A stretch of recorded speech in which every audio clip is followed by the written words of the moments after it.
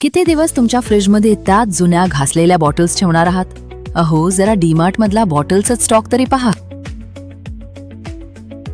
BPA हे एक धोकादायक केमिकल आहे. BPA फ्री बॉटलमुळे हार्मोनल असंतुलन किंवा इतर आजारांचा धोका राहत नाही. जिमला जाण्यासाठी किंवा प्रवासासाठी या बॉटल्स सोयीस्कर असतात, कारण त्या वजनाला खूप हलक्या असतात. साध्या plastic bottles non BPA free कधी साधारणपणे 3 ते 6 महिन्यांपेक्षा जास्त वापरू नयेत. जर बॉटलचा रंग बदलला असेल, तिला आतून वास येत असेल किंवा त्यावर ओरखडे पडले असतील तर ती त्वरित बदलावी. जास्त काळ वापरल्यास यातून मायक्रोप्लास्टिक पाण्यात विरघळू लागते, जे शरीरासाठी घातक आहे.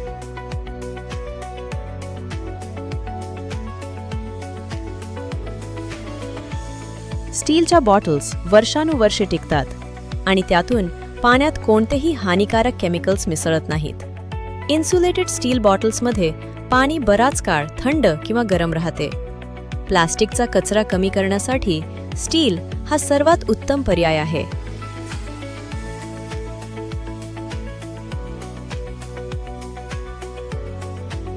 साध्या प्लास्टिकच्या तुलनेत या बॉटल्स जास्त काळ चांगल्या राहतात. काचेच्या बॉटलमध्ये पाण्याचा नैसर्गिक स्वाद बदलत नाही आणि ती 100% सुरक्षित असते. काचेमधून कोणतेही घटक पाण्यात उतरत नाहीत. काचेच्या बॉटलला सिलिकॉन कव्हर वापरा, जेणेकरून ती हातातून निसटणार नाही. इथे स्पंज कव्हर असलेल्या काचेच्या बॉटल्स सुद्धा आहेत.